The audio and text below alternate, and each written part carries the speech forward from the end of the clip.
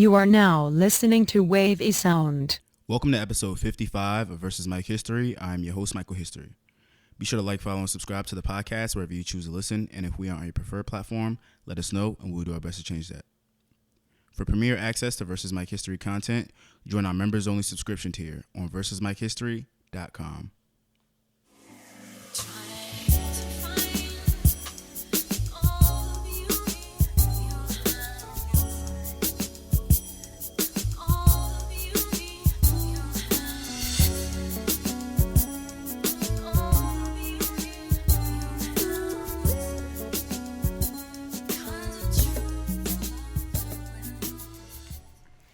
All right, we're here at the Triple Double Juice Company in East Orange, New Jersey.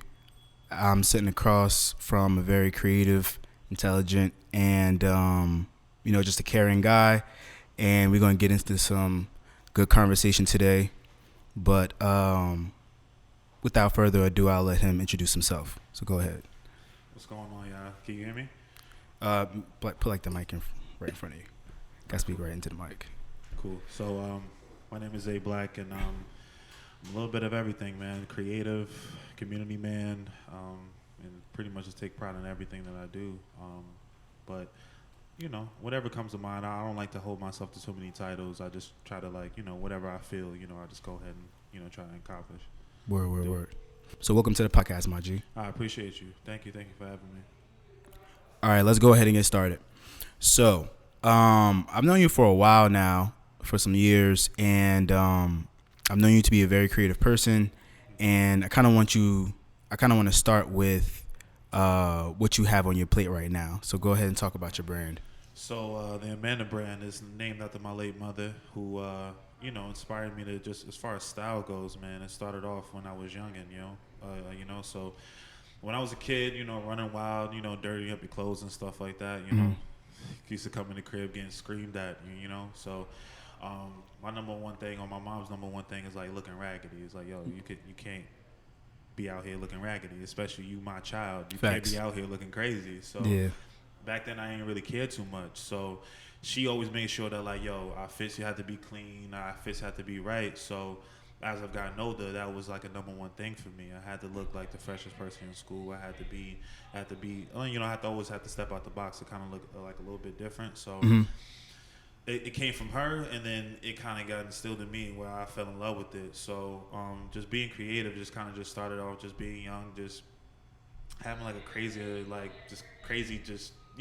imaginations when it comes to certain things, Like I've always like looked at TV shows and just like always inserted myself into certain cartoons and like stuff like that. So I've always just like, man, that would be super dope if I could do X, Y, and Z. And I was always just trying to bring these type of things from my youth to life now, you know what I mean? So, when I wanted to start a brand, it was actually back in high school, but ball was life at one point, and my focus wasn't necessarily on that.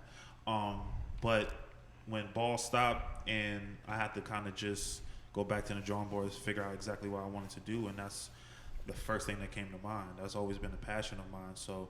For me, it's just like I've always fell in love with I was always in love with streetwear. Mm-hmm. When it came to the BBCs, the ice creams, the Bapes, the Kid Robots, the Lamar Dollies, the list goes on, And now, as I'm older and kind of just want to restore that feeling, you know what I mean? I want to give I just want to give people the same feeling I got when I was in high school, when I bought the latest BBC or the latest Kid Robot or whatever it was. So for me, it's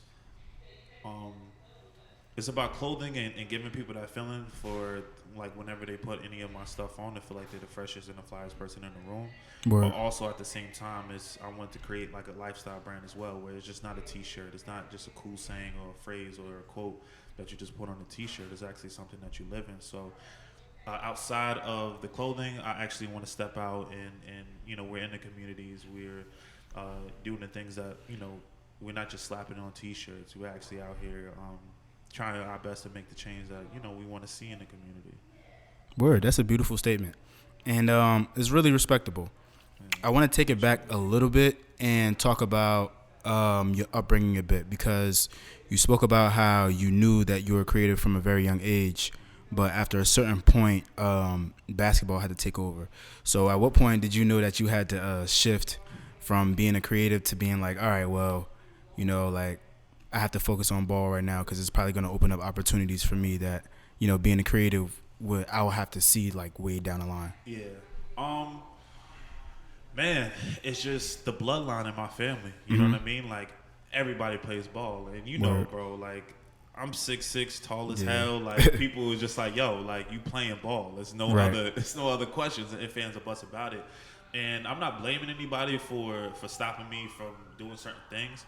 It's just like all we knew. You know what I mean? Like, my older brother played ball. Like, my older sister played ball. Like, I have family members that were very successful in the basketball world. So it wasn't like any type of, it wasn't pressure, but it was just like, yo, here's a basketball. Go ahead. Right. You know what I mean? And don't get me wrong, I love basketball still to this day. You know what I mean? I got a whole Nick gear right on right now. So, but even with that, it's just like, it just, for me, like, I got to a point where I didn't like waking up every single day, and especially about the basketball world, as far as like someone else controlling my destiny and like what I can do. Like I woke up when I was like in my heyday playing ball. Like I woke up every single day feeling like I could drop 30 on anybody, feeling like yo, I should be more successful and being better or in a better position than I am right now. But when it comes to basketball and sports, man, it all like. There's other people that are pulling strings for you. Yeah. You know what I mean? When it comes to coaches and recruitment and stuff like that. So it took away the joy from me. You know what I mean? Like I love just hooping, just going to the park with no rules, no nothing. You know what I mean? And just hooping. Yeah. And unfortunately, when you get to high school, when you're thinking about college, like all of that comes into play. Yeah. When you're playing ball, you got to consider like, yo, like, there's a college coach in the stands. I got to perform crazy. Like every single little mistake that like it may change somebody's opinion about you, and then like scholarships or whatever may be out the window. So that became a draining thing to where that became a thing to me where certain things weren't happening in my favor. As far as like recruitment wise, like it came late. Like I wasn't really getting recruited until like going into my senior year, and that's like late for a lot of people. Right. So I started to pick up like schools and stuff like that, and then unfortunately like 3 or 4 games into my senior season I tore my meniscus and sprained my MCL. Shit. Then I was out for the season or for the year. You know what I mean? So that put me in a position to where I was like, all right, so what's next? You know what I mean? Yeah. So I went to college. I went to Virginia University where they were recruiting me at first, but that kind of like the interest kind of slowed down or kind of went away just because of my injury, because I just started to get their attention at that point. So at the time I was like, yo, I'm just gonna bet on myself and just go and try and go there and play. And then I got hurt again my freshman year of college. So I was like, all right, bet. So again, back to the drawing board. So it wasn't even necessarily like too much of a conversation I had to do with myself. You know what I mean? It was just like, yo, this is what I love to do. Like I love just like going on my laptop, making graphics, coming up with different designs of certain things, and it's just like no one can control me. And as far as like being creative, like even with you and your platform, and you know, like nobody can tell you what to do. You know what I mean? If you want to interview whoever, however you want to do it. You know what I mean? So I like that freedom. I like just getting up, doing the things that I want to do, and create what I want to create. You know what I mean? So that's what I fell in love with the most. And now I'm kind of like a person where I hate being told what to do creatively. Like nobody can tell me. Like trust me, I definitely know where you're coming from, bro. It's like handcuffs or like being handicapped. You know what I mean? Like, and so it's just like for me, that's what I fell in love with the most. And like, and also just it's so many layers to being creative as well. You know what I mean? Like every single day that you're working on something, you're tapping into something new. Like you're perfecting your craft each day and every day. You know what I mean? So as I'm going along, I'm learning more things. So as far as my upbringing, it's just like it was strictly basketball. So when it came to being creative, like my family knew that I like drawing and stuff like that, but it wasn't necessarily a thing that they were too familiar of. So it wasn't like they knew a person that can put me to some art camp or creative whatever. Yeah, exactly. Like it was basketball. Like they know where I could go to basketball camp or basketball team. You know what I mean? So it's all about the resources and stuff. So it was like the lack of resources growing up that I didn't necessarily know. That now that I'm older, I know how to like do my research and do certain things to kind of like perfect my craft and master my skills. Word. Did basketball? Well, okay. Let me rephrase this. How did, or if at all, did basketball influence your creativity and vice versa? Well, any situation I go through, I try to like dissect it and kind of pick the good and bad from everything. So definitely, I think what my very short-lived basketball career taught me, as far as being creative, is just like just like always go hard, like always go for it. And what, like I just talked about, it's just like not having the freedom and creativity to do what I wanted. Like if I go to the park and play ball, I can shoot from 40. Word. I can throw it off the backboard and do. Obviously, people on my team probably gonna scream at me, right. but I have the freedom to do that. You know what I mean? If I want to. So now, just like like gloves are off. I could do whatever I want. So when it comes to basketball, like I didn't have that freedom, so I try to use it now. Now I feel like free. You know what I mean? To do whatever I want, and also like my like basketball career taught me to like like take every opportunity and just go the craziest you can at it. Like just go crazy hard and just do your best. You know what I mean? And like and what I've learned is just like I know a lot of like I got a few homies that's in the NBA, a few like mad homies that played high Division I basketball, and it's all about opportunities and like it's all about opportunities and putting yourself out there. You know what I mean? Like and making certain master moves to put yourself in position to flourish. So so my basketball career definitely taught me how to just kind of just go hard and just have the freedom just to do whatever I want. Word. Cool. Okay. So let's fast forward and talk about, not necessarily fast forward, but let's talk about the beginning of the Amanda brand and the process it has taken to get to this point. Because for every creative, there's always a point where you hit like a creative slump and you just, you don't know what direction you want to move into, or you don't know if you want to like scrap this and start something new, or go all in and take however much time you need to put out that perfect project versus just taking that big leap forward. So for you, what was that point of like realization for your brand that you knew that you was hitting a stride design wise? Well, I actually started my first brand back in like 2012, 2013. I don't even want to say the name out loud. It's terrible. It was called The Wild Clothing. I don't know why. Don't ask me why. I don't even know what it even meant. I don't know. I was just like, that was the name of the clothes. Like, it'd be like brand. that. Right. So very 19-year-old-ish type stuff. So so I started then, and I dropped 3 T-shirts. I wish I remember the date. I remember dates and stuff of everything. But it was the summer of 2013. And I had a really good run. I want to say I sold about like 90 T-shirts in about like a few weeks, and like I had like people on like Vine influencers and stuff like that at the time wearing it. So that was good, and then I like hit a slump after that. You know what I mean? Try to drop, because like I dropped one other like drop, and I didn't. But as far as like marketing and everything like that, I didn't do. I just literally just like one day just like, yo, here, like you can whatever, and I didn't even like really take it too seriously. And then from there, I kind of just sat back and I actually looked at the T-shirt designs that I first dropped, and I was like, yo, I don't even really like this joint. Like I wouldn't even rock it myself. I just made it just because I thought that I know that other people would like it. Yeah, you know what I mean. I knew that it would sell for others. And it's just like, that was for me for so many years, creating for other people.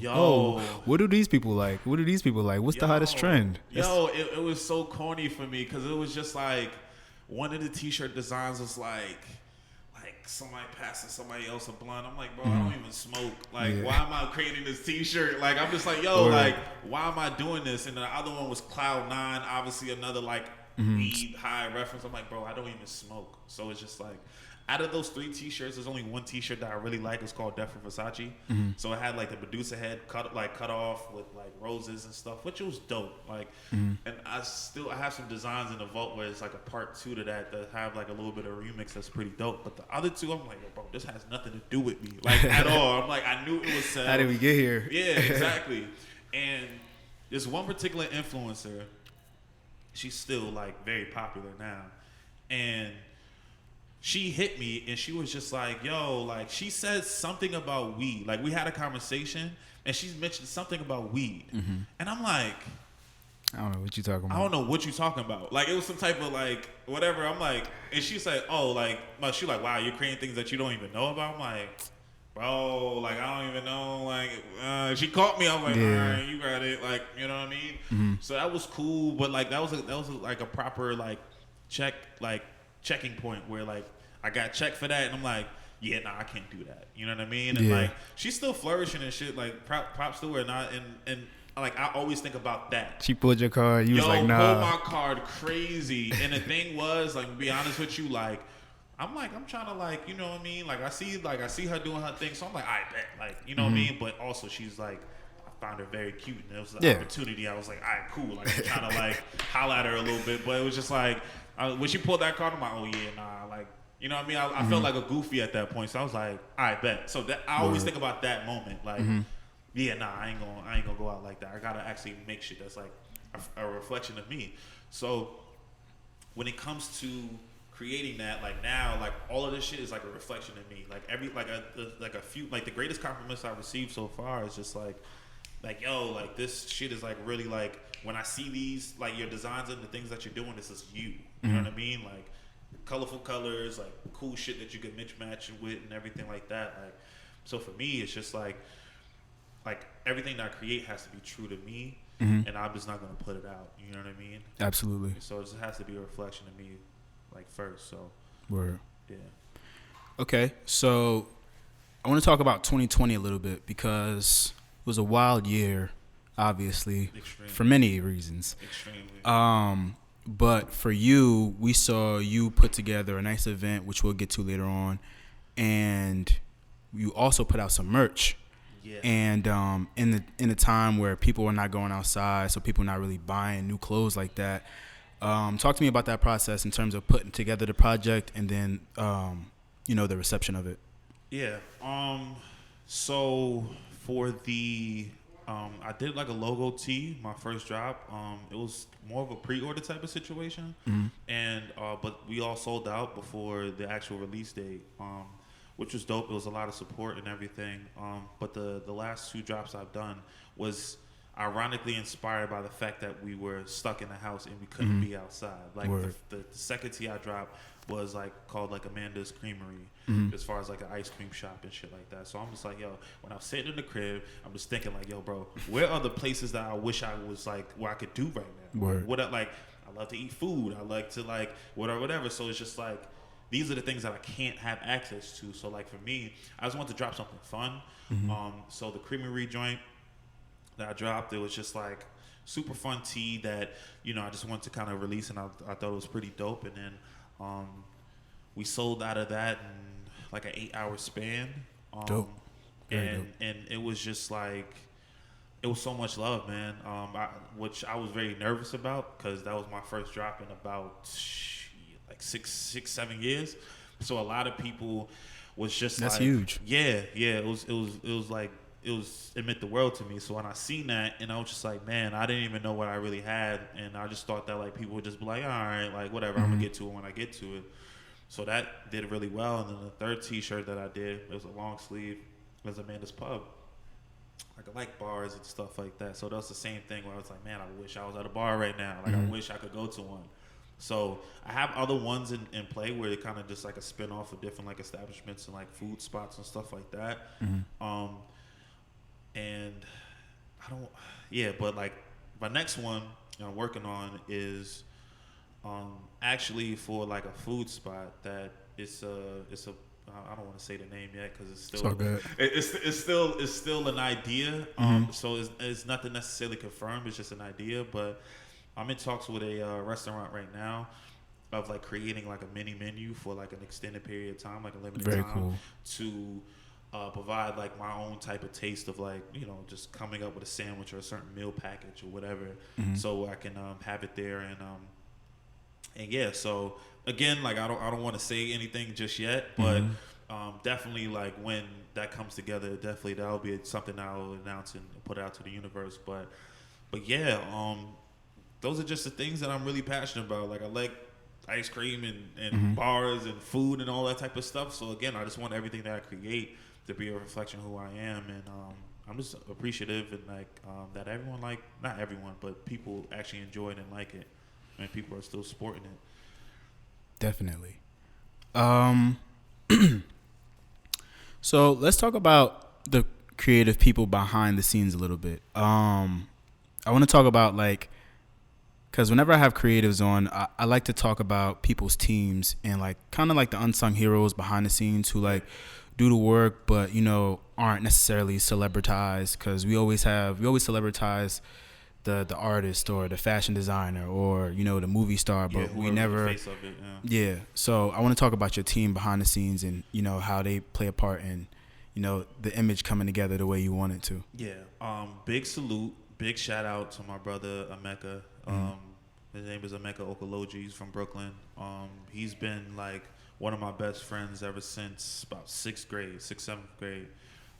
He is just dope, a human being, man, a dope dude. That's like a person I could like definitely consider my brother, and he helps me out with everything. You know what I mean? When it comes to creative directions and stuff, like yeah, like you know, when it comes to designing and stuff, yeah, that's my stuff. But he helps me with everything when it comes to products, like just t-shirts, as far as material and like stuff like that, as far as like the weight of t-shirts that we want to use, like all the like the logistics and all the background stuff he helps me with and take care of. You know what I mean? When it comes to certain venues, I'm like, I bet, bro, here's a mood board that I want to have for the next shoot.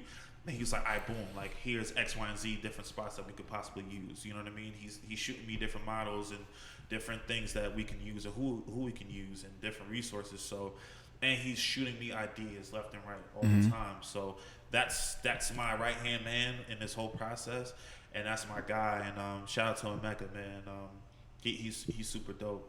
And when it comes to kind of like the nonprofit stuff that I've been doing and all the community work, Jasmine Holder, she is another phenomenal human being that helps me out with a lot of the background stuff. Same situation. It's just like whenever I have an off the top like crazy idea or whatever, she helps me. And then she also is a photographer for the stuff that I do as well. Right. So on the creative side for the brand, she helps me out a lot. And then also with all of the community work that I'm doing as well, like it's like 50-50, like half and half.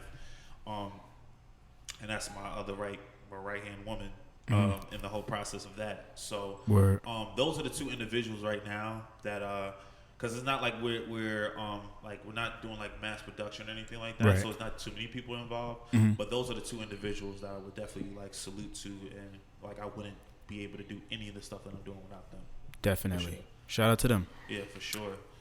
Let's talk about your community work a little bit more for a second, just because we haven't talked about it at all.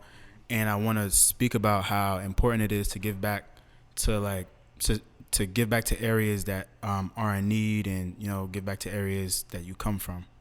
So just quick background, like I'm originally from Paterson, New Jersey. So very fortunate to be able to go from there and then moving to Montclair at a very young age. So with that, like my roots and everything is still in Paterson, and growing up I was still in Paterson. I used to go to Paterson a lot.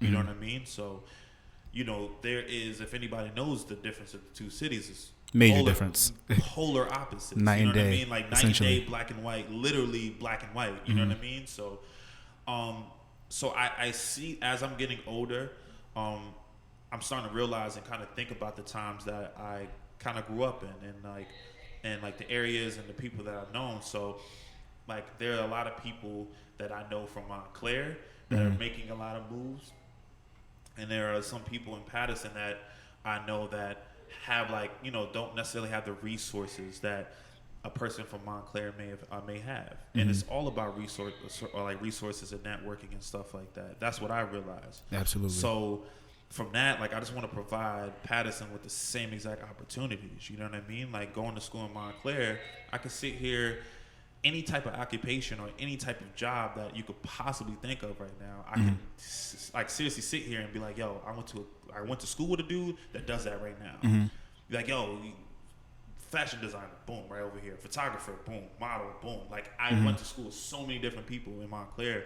So me building those relationships, if I was in need of any of that or had need to do any background work or whatever, like I know who to call. Right. But for Patterson, a lot of people aren't blessed with those same opportunities and those same type of resources. So for now, like, I think the things that I'm doing right now is just a Band-Aid for right now. Like, there's a cut, there's a bruise, there's whatever you may need, but it's just a Band-Aid to stop the bleeding for right now. But I actually want to go straight into it and actually do more work within the community. I feel like this is just scratching the surface as far as like the drives and stuff that, like, I only did one drive so far, and I've been helping out. Shout out to the Black Lives Matter group in Patterson, and like whenever they need anything, I try to help them as much as possible. We organized a march on July 4th last year. So for me, like, I just want to, like, for the next generation, to provide kids with as much opportunities as possible. Definitely. You know what I mean? To give them the same joy that, you know, that I experienced, to the people that I know around in Montclair that got it. And it's like, it's not fair for kids or the youth because they don't understand why. You know what I mean? Like, they see, especially the power of social media now, they may hop on TikTok or whatever, and they can see kids doing X, Y, and Z, and they don't have those same resources and equipment or whatever it may be. So I'm working on doing a block party the day after Juneteenth. On June 20th at the skate park in Patterson. So to give very cool toys, like just strictly like a toy drive, or like a, you know, for, you know, to give back, like just skateboards, basketballs and stuff like that to kids to play with during the summer to keep them occupied. So but yeah, that's my number one thing, is that for the youth, and me having history working with kids over the last like about 6 years. It's just always just been a passion of mine, so I just want to bring that to where I'm from. That's awesome. That's awesome to hear. And you spoke about you putting together a block party the day after Juneteenth. So I feel like we could go ahead and get into a little bit of that right now, because that caused quite the stir in Jersey last year, and I know people are already talking about it for this year. So we looking at a very hectic summer. Yeah, and it's going to be a very good one. I think so. Yeah, so let's talk about how that cookout came together. Well, man, so this is the date that I do remember. It was June. I think it was like June 6th or 5th or something like that. Idea came on the top of my head. You know what I mean? Like, we're heading to marches. We're protesting for all the wild, wicked shit that we've been going through as a black community. I mean, obviously for forever, but it kind of hit like a peak. Definitely the top of 2020. So I felt like, you know, I just want to give a balance. You know what I mean? Like, I'm going out here. I'm stepping on the marches, and we're protesting, and we're making our posts. We're expressing our frustration, and I felt like we woke up every single day, like, in very dark places. You know what I mean? Like, very dark. So, like, for me, it's just like, I was tired of waking up with that same feeling, and it wasn't going anywhere. It was like that feeling and that darkness wasn't going anywhere. We were just very upset. So I think now, even then, I had the idea, I'm like, yo, like, we're doing all of this marching, and we're super upset. We just need a balance. We need some type of fresh air, of just like, just to breathe a little bit and just have a good time. So I came up with the idea, I'm like, yo, like, why can't we just go and celebrate Juneteenth? We never celebrate Juneteenth. Never. Like, Literally never. There is 1,000,001 cookouts on 4th of July, a holiday that's not represented and that's meant for us. We celebrate that with our American flags. But I'm like, yo, but we skip over Juneteenth every single year. And the craziest part about that is that, like, last year we saw a bunch of people, like, get off of work for Juneteenth. Yeah. And it was like, yo, why haven't we been doing this every single year? Yeah, every single year. And thank God New Jersey passed the bill where it's just like it's a national state holiday. State holiday. I'm sorry. So it's just like for that, like shout out to DJ Flygerian, shout out to Showcase, shout out to Shoddy. I'm trying to think. Shout out to my homies over in Brown Mill. Like every single individual I just named, like I came up with the idea. I reached out to Flygerian. I reached out to Showcase because we were doing IG Live, different events and stuff like that. We were doing like DJ battles and stuff. Yeah. So around that time, so I just hit them up. I'm like, yo, bro, let's do something for Juneteenth. Like we got to do that. Like, and it was only like it's a very week, necessary, like a week and a half away because I came to them, I think on like the 6th of June. And I remember you asked on social media, you was like, yo, if I had a Juneteenth cookout, would y'all come? Yeah. Niggas like hell yeah. We've been in the house for months. Like, get me out of the crib, please. Yo, it was the craziest. Like, it's happened all. It came together like so crazy. So I'm just gonna like break it down to you from like the first day. So I think on the on the 5th or the 6th, I reached out to them about it. On the I came up with a flyer, mad quick. If you look at the flyer, not too much going on. You know what I mean? Even though that logo with the logos that came on the tees that y'all was selling, Showcase did that. Shout out to Showcase. He did that logo. He's like like I do my graphics, but he's on some whatever. Yeah. You know what I mean? He's on a different level to it. But he came up with that. But the flyer that you see, like whatever, like I literally went to Google. Found like an Afro Sheen, old ad, scrapped that joint and put Juneteenth, all the information on there, and boom, and I dropped it on the 9th. So we talked about it on the 5th or 6th. We dropped the flyer on the 9th and went crazy. So first of all, I anticipated maybe like 100 people, maybe like 50 or 100. Yeah, I don't have a large platform. I'm not like a famous dude that's like an influencer or whatever. Like I'm more thinking of like, I bet like there's gonna be a few people that see it. Like, all right, cool, that'd be cool. Like I'm more thinking like you, like the local homies is gonna be like, all right, man, I'm gonna pull up. Like, bro, as soon as I dropped it, like the likes and the shares were going crazy. I'm like, bro, like, and I kept on hitting them. I'm like, yo, bro, like. After the first day, I'm just like, yo, bro, we got like 1,000 shares already. Like, what's going on? Like, how are we going to do this right now? Word. So, again, like, we were going to literally, they want to, like, bring one speaker, put their little table set up right there, and it was like, it's going to do that. Yeah. And then we seen the numbers kept on going up. 2 days later, like, you got to call the spot. Yo, I need 4 extra large mega speakers. Yo, like, 2 or 3 days later, I'm like, yo, I need bro. tents, I'm like, yo, bro, food. Bro, it's like 3,000 shares right now. What we gonna do, son? We gotta do call something. Jersey City PD, bro. So this is the thing, though, right? I called Liberty State Park and I said, yo, so what is like? The numbers start going crazy. I'm like, all right, what is like the capacity as far as the event? They say, yo, only 25 people can be within a 6 feet, whatever. So I'm like. I hit the homies. I'm like, bro, I don't know how this shit gonna work. Yeah. Like, yo, we got like 2,000 shares, and they're saying 25 people. How are we gonna manage that shit? So, but when I called them as a random phone call. They don't know who is on the phone right now. Right. I get a call from them. How? Who had my number? I don't know. But I get a call from them. Thinking it's like a job interview or something. Yeah. I'm all like, who's calling me? And then he's like, yeah, this is Liberty State Park. And I was like, oh shit. And it was like, yeah, are you planning a Juneteenth event here?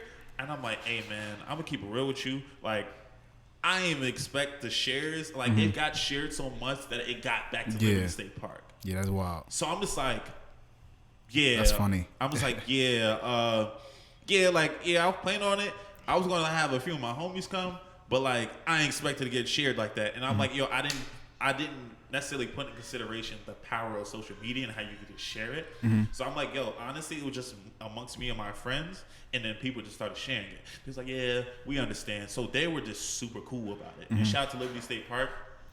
They've been working. You know what's crazy? They're probably like, all right, well, he's probably just gonna come with he's probably just had a viral post and a couple of his friends will show up. Yo, and that's the thing. So they kept on like, from that point, I want to say that was probably like a week before Juneteenth. Probably probably like 5 days before Juneteenth, right? And so I remember we kept on having phone calls, and I remember like probably like 3 days later, like a few conversations later, they're like, "Yo, bro, like, can you give us like a ballpark number on how many expecting?" I'm like, bro, at this point, we got like a total between Twitter and IG, we got like 5,000 shares and retweets and impressions or what. Like the impressions were crazy. I think the impressions is like 70,000. I'm like 70,000 people in the world or whoever seen this post. So I'm like, bro, I don't know. Very crazy. I don't throw events. And the crazy thing, my bad for cutting you off, is the crazy thing about sharing certain posts on social media is that if it picks up, if it gets popular, like if a bunch of people see it, the algorithm will push it to more people. Yeah. So it's like like if a bunch of people like it, they'll just, all right, well, we'll just open it up to a larger demographic.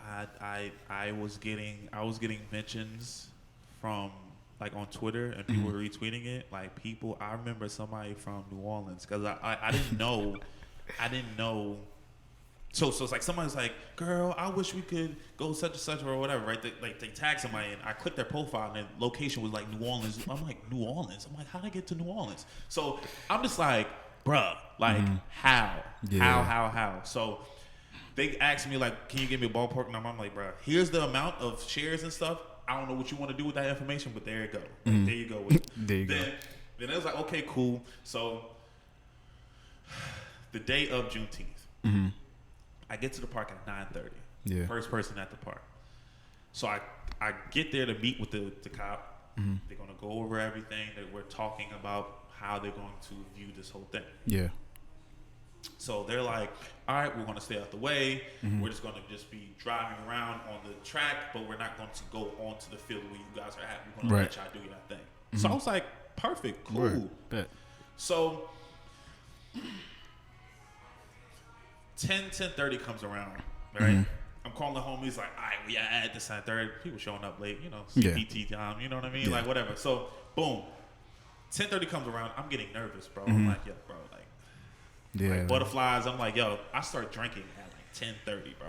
Henny at 10:30, bro. Like, yo, what am I doing? Like, I'm nervous because I'm like, yo, bro, I don't know if it's gonna be 3 billion people or like 5. Like, I don't know the amount of people. So my homies start coming. I'm helping with tables. I'm helping with this, helping with that. So as I'm doing this stuff, I'm sipping so I'm not nervous anymore. Yeah. Bro. So I'm in like bummy clothes just to set up. Yeah. Bro, I get my clothes. Around this time, it's probably like 1:30. Probably like 2. I go to my car. I get my clothes. I get my clothes. I go to the bathroom. I change. Bro. Before I go to get changed, right? I'm greeting people, right? There's like a few people I never even seen before, bro. They're like, yo, this is the Juneteenth. I'm like, oh shit. I'm like, yeah. Like, welcome this and third, right? Cool. I go to the bathroom. I change. I want to say it was about 100 people, just like in the area, right? I go, I change, 5-10 minutes, come back on out. Bro, it's like 1,000 people, bro. Like in the field, right? Yeah. And then there are trails of people coming from different directions. I'm looking like, bro, what have we done? It's crazy because you couldn't even there wasn't even a clear is this the center of the event? Yo, where am I going where I'm gonna see everybody? Because that was the thing. So now we know what to expect this year. It's gonna be a lot more polished. There's gonna be a map. There's gonna be signs. There's gonna be all that stuff. But then we didn't know. Yeah. Literally did not know. So when I get out the bathroom, I am on 12, not 10. I'm on 12 right now. I'm off the charts. I'm just like, yo. So it was just a great time, man. Like I was very drunk. I think everybody needed that type of joy. Like I felt like that energy was just unmatched. Definitely unmatched. And we ended up having, the park told us we had roughly over 5,000 people there at the park. So this year, how many? 12,000? 10? No, 5. Oh, 5. My bad, I misheard. They told me 5,000. So I was just like, Yeah, because we had 3 parking lots filled, and the 3 parking lots is like 1,200 cars here, 900 cars here, 200 cars there. We had all of those parking lots filled. Word. So they just did the math and stuff like that. But it's about 5,000 people we had last year, and this year we're working on it again. But now this year, it's COVID restrictions are still out there, because even then last year we didn't know what to expect, but now they know what to expect. Yeah. Now, this stuff that I have a meeting with them coming up this week. Another meeting. We had meetings throughout the year, and now right before we submitted to the state for it to get approved by Phil Murphy. So I can't guarantee anything just yet, but it's looking good. It's looking great. It's looking great. But yeah, so yeah, definitely just check out like the Amanda Brand's Instagram, Amanda Brand official Instagram, and then we'll have updates and everything, and throw out the flyer. The flyer, the rules, the regulations, all of that stuff, locked and loaded. Have the flyer ready. It's just all very about dope. having it approved, and just waiting for Phil Murphy to give us a yes or no, and then and I'll let the world know. I'll let everyone know about it. Word. Very cool. All right, brother. This has been a very, very dope conversation. I appreciate it. I guess for the last piece of this this talk, let's just talk about what you have in store for the future. What do you see yourself doing in the near future? Well, like even now, like I'm going to try my best to do absolutely everything I love and all the ideas that come to mind, like as much as possible. You know what I mean? Like even earlier today, I'm like driving down the road and I'm having ideas about creating a cartoon, like just like anything that I want to create. Word. But as far as like the brand, I just want to continue to grow. I just want to still continue to give people good product, to people that can really enjoy it. I don't want to get lazy with it. Definitely. And just throw anything out there. I just want to take pride in that, give people good product and grow as that.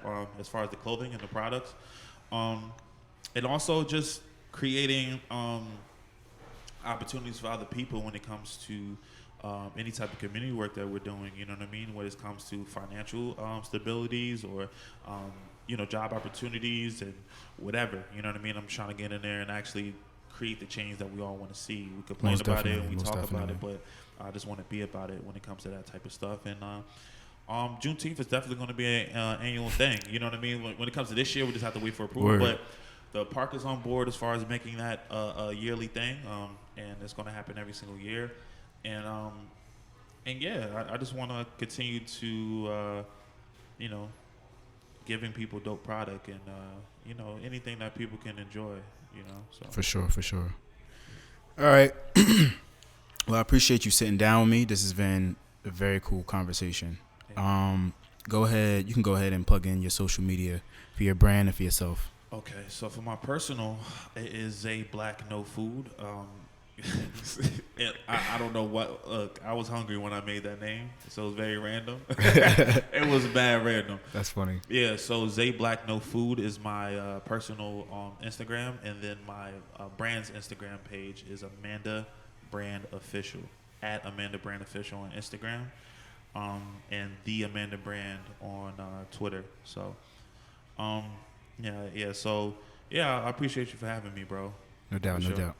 Thank you. And as always, you can find the podcast on Twitter at VS Mike History, and on Instagram at Versus Mike History, and on the Fanbase app at Versus Mike History. You can find me on Twitter at Mike History and on Instagram at Last Name History. And as always, go to versusmikehistory.com for everything Versus Mike History related. And I will see you guys next time. Peace.